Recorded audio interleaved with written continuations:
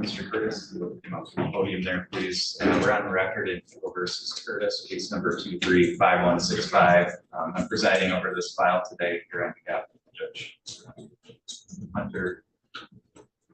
This is set for an arraignment on a technical violation. The record should reflect Mr. Curtis is present here in the court today. Mr. Mertz here representing Mr. Curtis. I am Judge. I was appointed to represent Mr. Curtis with the arraignment, but I'm also appointed in this underlying offense. The conversation we have this with Mr. Curtis would lead to count one that violated Mr. King. Excuse me, did use the substance. It's a technical violation. Mr. Curtis also says that the matter was originally assigned to Judge Hunter and moved the resolution to waive the sentencing as reported to the sentencing and have 200 sentences of Judge Hunter's sentence. All right, thank you. Mr. Curtis, you had an adequate opportunity to talk to Mr. Mertz about this. And is that how you want to go forward? Yes, sir. Raise your right hand, please. You solemnly swear or affirm the testimony you're about to give will be the truth, the whole truth, and nothing but the truth, so help you God. Yes, sir. Mr. Curtis, you understand that you have the right to have a hearing as to whether or not you violated your probation. Yes, sir. You understand that by pleading guilty, you're going to be giving up that right. Yes, sir.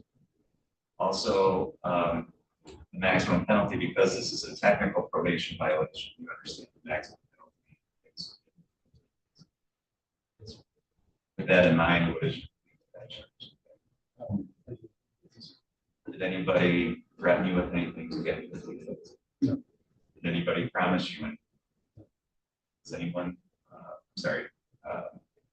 pleading guilty because you did violate probation? Yes, sir. Pleading guilty today of your own. Yes, sir. Back on, well, this was yesterday, November 6th of this year, you were on probation here in Crawford County, is that correct? Yes, sir. And were you aware that one of the conditions of your probation was that you were not used to possess any controlled substances unless prescribed? Yes, sir.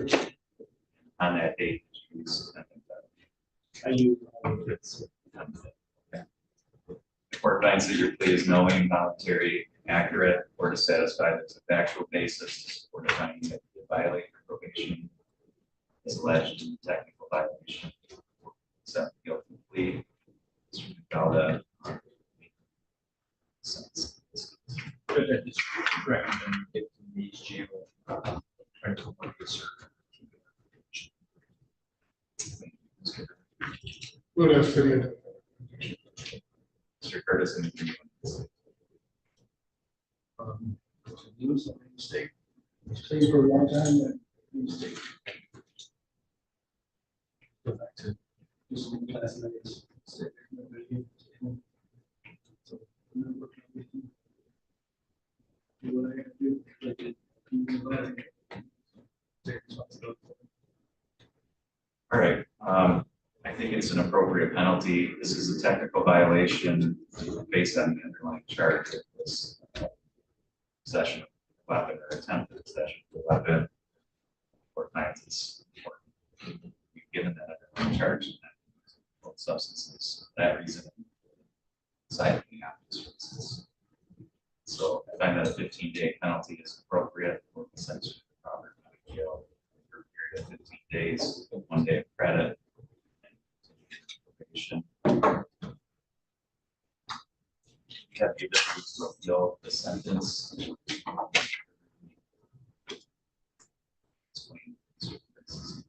Yes, Mr. Curtis has a lot of paperwork. Thank you. Mr. Curtis, you're remanded to the custody. Thank you, sir.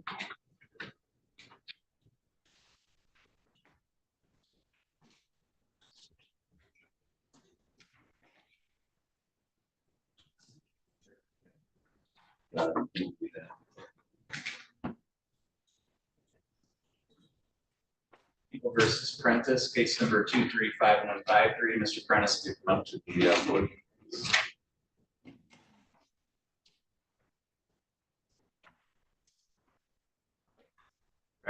Like that, Mr. Prentice here in the courtroom today. Mr. Prentice, you're here based on show cause for alleged probation violation. It alleges that on or about September 30th of 2024, you violated decision 2.4 of probation and that you used methamphetamine. Do you understand why you're doing this? A couple of things I need to go through with you with regard to your rights. First, you have the right to have a hearing as to whether or not you violated your probation. You also have the right to have an attorney present in any subsequent proceedings. If you can't afford an attorney, he will be appointed for you. If you are found guilty of this violation, because this is a technical violation, maximum penalty you can face would be 15 days in jail. You understand all these things. Did you want to hire an attorney? Did you want to qualify for court appointed? How did you want to proceed?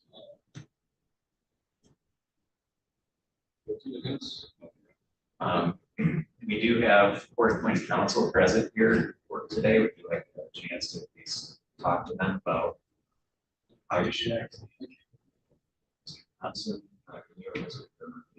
so this year on a standby basis as arranged as counsel program. Certainly, if you have an extra copy. Yes, you have to.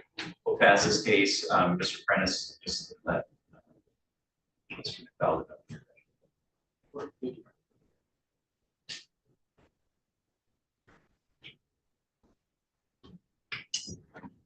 All right. Please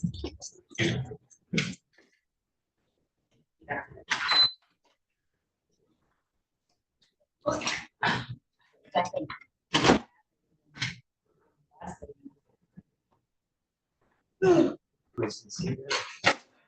Prentice, would like to come forward, please.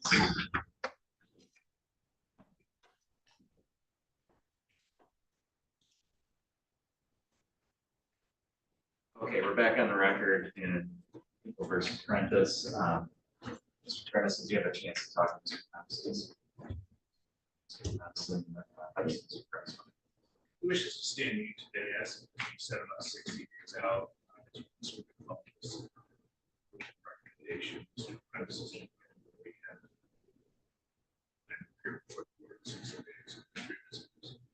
have. Mr. Prentice, is that how you want to use? So the court will enter a not guilty plea on your behalf today with regard to the alleged violation. Mr. McFell, is that correct? PR bond? That's correct. Okay. So the court will set this for a hearing date. Although it's 16 to 90 days out. That will work. So you'll get notice of that date and time of that next hearing. But make sure that the state okay. And then the court's going to set a personal recognizance bond in the amount of $500. Post that today. I need to make sure that you continue to appear for court hearings and that by all the conditions. Mr. Prentice, do you have any questions? Mr. McDonald, anything else? No. No. Mr. Prentice, all.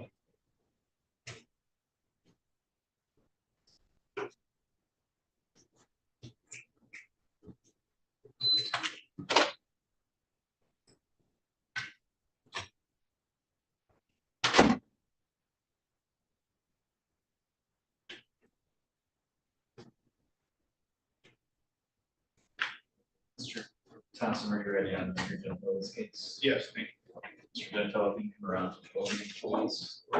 Becky, you have counsel put your appearances on. This is People versus Gentile, case number 245318, 245335. You're a book of the people. Thank you, Jason.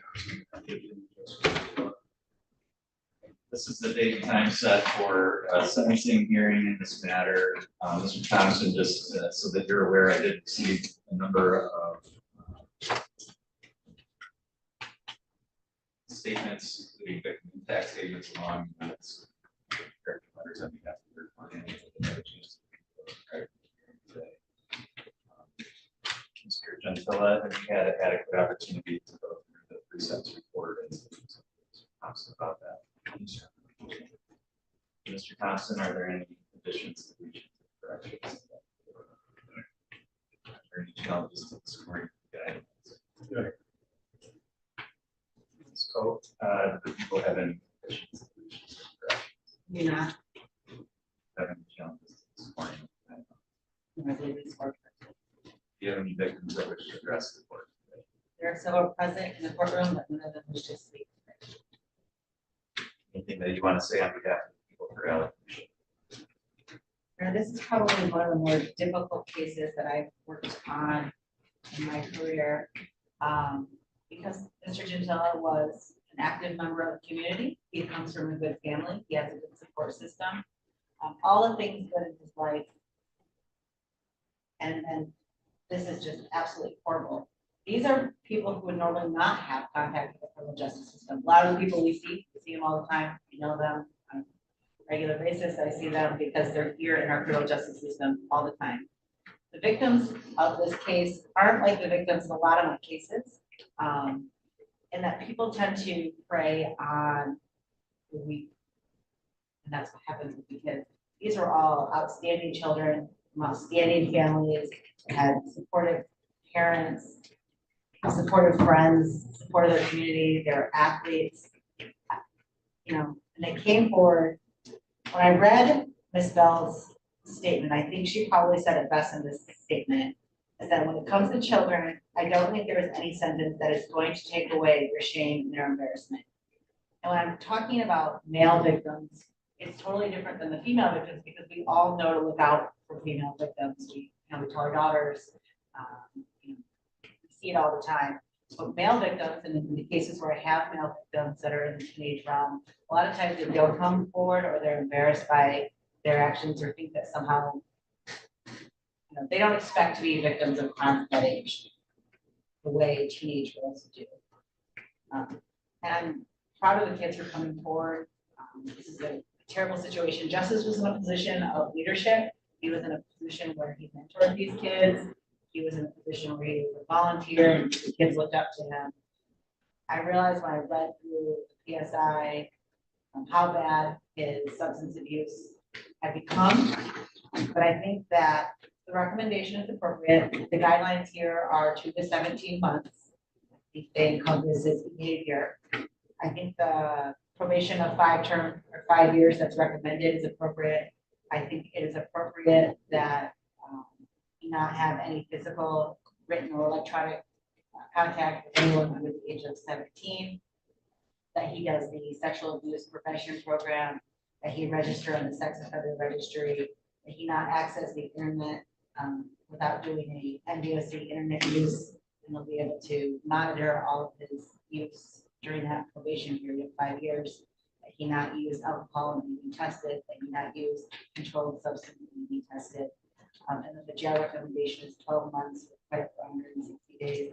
I really vacillated back and forth on whether or not this would be prison appropriate case and whether I would come in here and advocate for prison.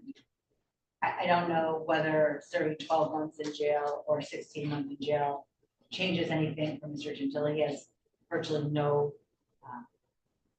history of the criminal justice system besides his drunk driving case. So any amount of jail is going to be effective on him. You can tell by looking at him the effects that jail already has had on him. I think it's important that he is on the sex offender registry and he does not have access to children and internet is monitored. I think it's important that he takes the rehabilitation seriously and that he takes the classes. I'm hopeful that he can do all of those things to become a productive member of society and that this does not happen again. This was really just a series of very horrible decisions by Mr. Gentile. Thank you. Mr. Thompson, anything on behalf of your client? Yes, thank you, Your Honor. Obviously, when this first happens, this is an individual. I mean, before this first happens, your emphasis is how bad, scary, terrible the situation is. Emphasize the dangers and the harms presented here. As I've worked with justice, as I've gotten into this case, as I've seen what happened here and read the description, I think there's an element of fortune. There's an element of fortune that justice is slide things he was doing that didn't get stopped. Someone did come forward and that this did stop before it got worse. And I think there is an element of fortune here, which isn't to say there wasn't wrong moving here, but this could have gotten much, much worse. I think this code talks about the difficulties with teenage victims, with male victims. I think we're fortunate this got arrested, this got stopped. So if you look at substance abuse, the justice was engaging in this risky inappropriate behavior that he's engaging in, these inappropriate messages. I think it's fortunate against not. I think it's fortunate for justice. I think it's fortunate for our community and everybody involved. And then when I look at this probation regime that we're talking about, he finishes his time, which he's done time. When he finishes his time, he's back in this community. These are very significant restrictions, not being allowed on the internet unless it's monitored, not being able to drink alcohol, not being able to have contact with individuals under 17. Loss of his job, loss of his coaching position. I think what has been done here in this PSI is to put together a plan that would give someone, if they were properly motivated, had a proper amount of support, a chance to become a different kind of member of the community. Coaching it can't have a sole job, he understands that, but to be a productive member of the community, this individual who had drug driving doesn't have a background of assault crimes, repeated assault crimes. Individuals come before your honor who hurt people frequently, and this is a gentleman who was engaged in appropriate activity. And I really hope that we will look back on this in a year, and 2 years, and 3 years, 5 years, 10 years. We're saying it was fortunate that this got arrested when it did, that this stopped, and that justice was able to turn things around. I think there's reasons that they can turn things around. I think, first of all, the level of supervision here is significant. And this is a young man who does respect authority, does respect what the court says. He's going to respect his probation officer. I can tell you he's probably the most respectful client I've ever had in terms of respecting the court, respecting the authority of the law, respecting everybody involved. He didn't litigate this. He didn't badmouth victims once. He's taken responsibility privately because how this process plays out. He's taking responsibility for being able to work out some things legally. It takes a minute. He didn't force anything unnecessary on anybody in this case. He took responsibility. He's standing here taking responsibility today. I think these terms of probation are very appropriate. I think for an individual who hasn't been time before, so has strong ties to the community, it makes sense to consider a jail sentence. He's got family, really good family. He's got people in the community. He's got ties to the community. And yet he is someone who respects the law, respects what he's going to be told by his probation officer by your honor. And I'm hopeful that in 5 or 10 years we'll look back and say it's fortunate. As bad as this was, it didn't get worse and it turned around. So that is my hope. Thank you. All right, thank you, Mr. Gentile. Anything you wanted to say?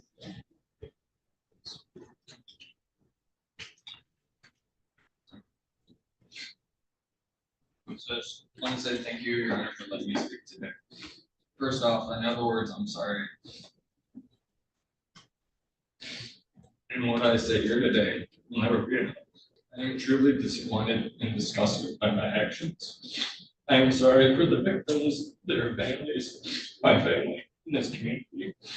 I was trusted, looked up to, and looked to make a positive influence on future generations. I always wanted to strive to give back to this community that I grew up in.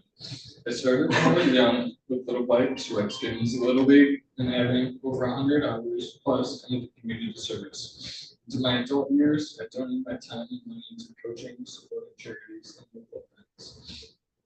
Dream of mine was always to coach, because I had so many great role models throughout my school years. It wasn't always about the wins and the losses. After that last pass, shot, pitch, or second on the clock, it's about what you take into society wherever it takes you.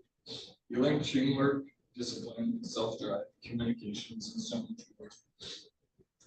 Felt as I was a coach, mentor, friend, and alpha dude.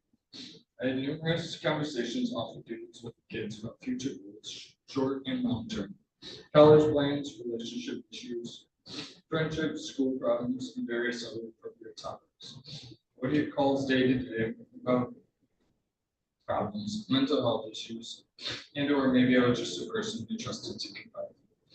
I would explain life and answer any questions to the best of my ability. When I was working or coaching, coworkers, coaches, parents, and players would say I was positive, upbeat, social, and dedicated. Even with all the positives, it is a takeaway from the reason I'm here today. I failed as a coach, a family member, and a community member. I wish I could take it all away. And some of my downtime and the choices I made that are what led me here. No one fully responsible for the decisions I've made. Starting with breaking boundaries of even accepting friend requests that contact people I was trusted to, as well as sending smooth messages. I made those decisions, now I have to deal with the consequences. Cannot take away what I've done. Not a single day goes by that I don't reflect on the choices I've made. Life is a precious journey that I jumbled up for someone. I let everyone down. It had a positive impact on me since birth. Things will never be as they were for the victims, well, families, and all for this community. But what I've done will always make people second guess, reevaluate, and leave the bad image in their head. I am only human, and have made mistakes in my life, not to this gratitude, but this choice will stick with me for the rest of my life. The judge has the final say on my sentence, and however long he imposes, when I get out, I will make better decisions, and I will make a difference to not only myself, but the people around me as well. Including, from the bottom of my heart, I am truly sorry again for everything I've done. Thank you. All right, thank you. Mr. Gentile, I did read through the pre-sentence report, so I'm familiar with. There was a very thorough description of the circumstances that bring before the court here today. I took a lot of time to read through all of that information. There's also a lot of information there about you personally, your background, circumstances outside of this. Take all of that information into account. Certainly read through with great care the statements that I have. Victims in this case obviously has a big impact on the court, determining what the appropriate sentence is, when to know how it's affected the people who are involved. And she needs to read through letters that were submitted on your behalf as well. Listening to what the lawyers had to say and your statements here today. Putting all of that together, my role here is to try to determine the sentence that's going to accomplish a number of different things. Number one, punishment for you, so that you understand the wrongfulness of your actions in this case. Deterrence, so that hopefully this has enough of an impact on you that you're not going to engage in this kind of conduct again, and so that other people in the community see that this is conduct that's not tolerated as we dealt with in way. And then rehabilitation. The court has an obligation to look at ways, particularly in your case and of your age with limited criminal history. What can we do in terms of rehabilitation to prevent this from happening again?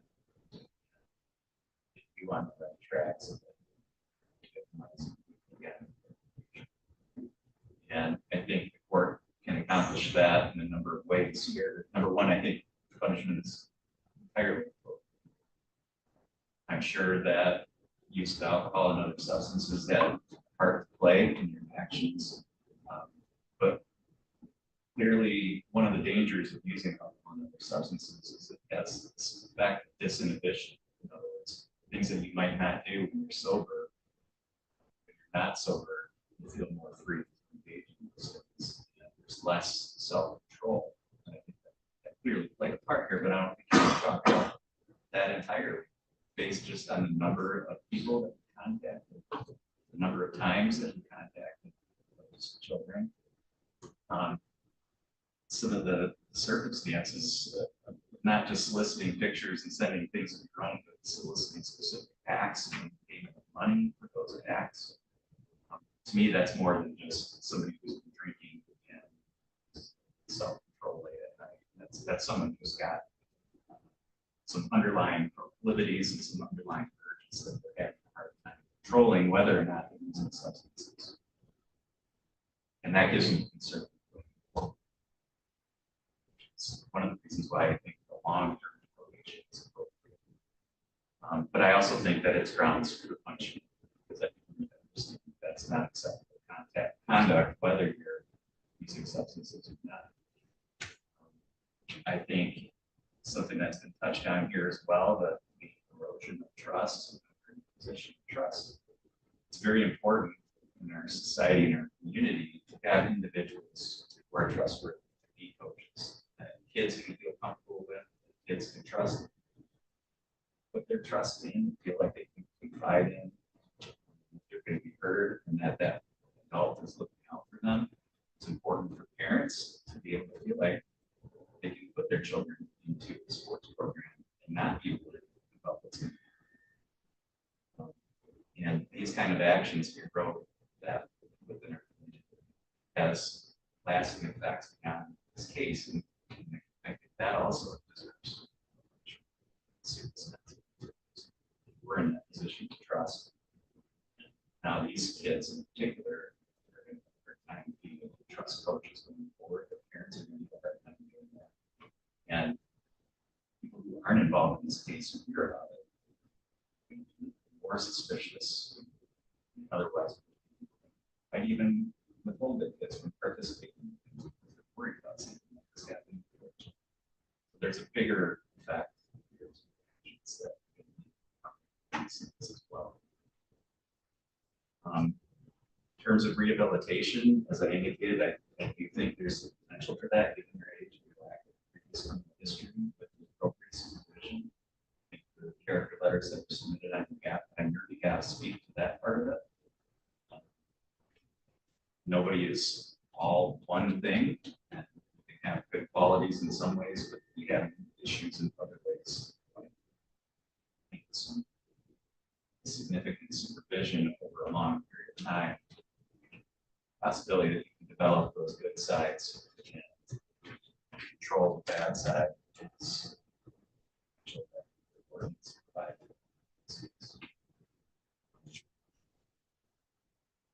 I also agree with Mr. Thompson.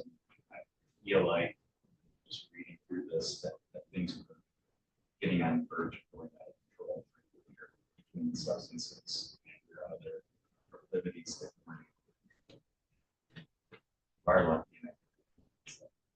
Was found out at the time it was. And I agree with the statements about the victims coming forward here, making this known as opposed to just letting it go, which I think does happen, particularly it's done through means of Snapchat, social media, where you kind of erase it and just kind of forget about it. I think we're all fortunate that it's involved in that and that was brought to their sake, but Mr. Thompson said for your sake too.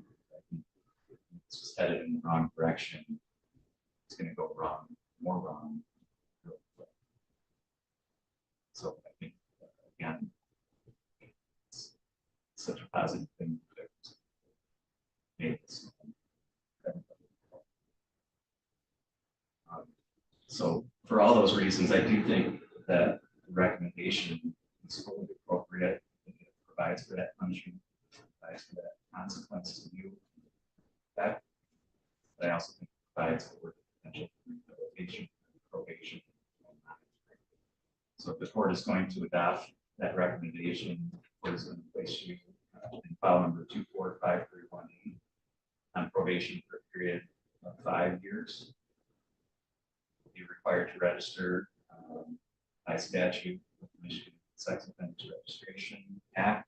The court is going to require this one of your conditions that you not reside, work, or loiter within the student safety zone of 1,000 school. They cannot access the internet using any device unless it's approved by your probation agent. And you comply with all the other terms and conditions of probation. In that file, the court is going to order that you serve 12 months in the Crawford County Jail for credit for 60 days served. Crime victims assessment of $130, $30 per month supervision fee while you're on probation, or cost of $325, and $50, and $60, state cost of $136. This is file number 245331. Also, 5 years probation, same conditions. As to that file, 12 months in the Crawford County Jail, credit for 159 days served. File a crime victim's assessment of $130. State cost of $68. Those sentences run concurrent to each other. You have the ability to seek an appeal of the sentence. Mr. Thompson, it should be 1 for 50 feet.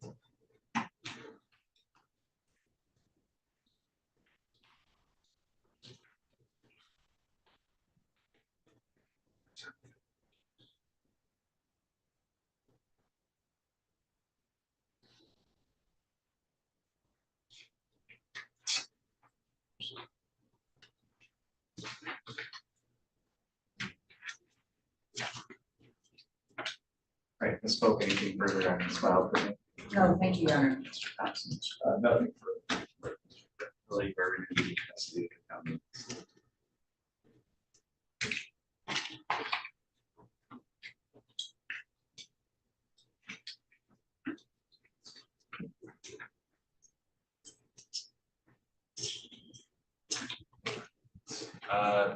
Well, that took a turn.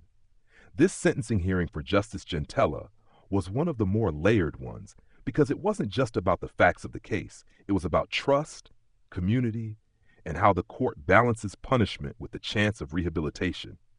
The prosecutor made it clear right away that this was a difficult case, even personally, because Gentile had been an active and respected figure in the community. Normally, prosecutors are talking about repeat offenders or familiar faces, but here they were dealing with someone who had no serious criminal history, good family support, and deep community ties. That's what made the betrayal so heavy. The prosecutor emphasized the victim's bravery, especially teenage boys, who often don't come forward, and underscored how Gentile's role as a coach and mentor amplified the harm. The request was for probation with strict long-term conditions, paired with jail time, and the prosecutor openly acknowledged vacillating on whether prison was appropriate, which shows how unusual the circumstances were. Defense counsel leaned into the theme of fortunate intervention, essentially arguing that while the conduct was serious, it stopped before escalating into something far worse. He highlighted Gentile's respectfulness during the process, his willingness to accept responsibility, and the fact that he wasn't fighting or blaming others. He pointed out the severe personal consequences already suffered, the loss of his coaching position, community standing, and restrictions that will follow him for years. The defense painted the proposed probation terms not as leniency, but as a highly structured plan offering a real chance for Gentile to change while still protecting the community. When Gentile spoke, his statement was long, emotional, and personal. He apologized directly to the victims, their families, his own family, and the community. He recounted his lifelong dedication to coaching and community service, then admitted bluntly that his actions betrayed that trust. He called himself out for the choices that led to his downfall, acknowledging that sorry would never be enough. It came across as remorseful, though also as the kind of statement carefully prepared for this very moment. Judge George Mertz's analysis tied everything together. He said he'd read the detailed victim statements and letters of support and weighed punishment, deterrence, and rehabilitation in equal measure. On punishment, he stressed that substance use was not an excuse, and the conduct revealed deeper impulses that couldn't be dismissed. On deterrence, he pointed to the ripple effect, parents and kids losing trust in coaches and community programs when something like this happens. And on rehabilitation, he left the door open, citing Gentile's youth, limited record, and potential to turn things around under tight supervision. The final sentence was 5 years of probation with extensive restrictions, sex offender registration, internet and contact limitations, mandatory treatment, plus 12 months in county jail with credit for time already served. The courtroom atmosphere was sober and respectful throughout. The prosecutor acknowledged the community's pain, the defense tried to find a constructive path forward, and the judge stayed composed, weighing everything carefully. It wasn't about fireworks or scolding. It was about crafting a sentence that balanced accountability with the chance for rehabilitation. In the end, it was a mix of tough consequences and cautious hope. If you found this hearing insightful, consider subscribing, hitting the bell, and letting me know your thoughts in the comments below. I read every one.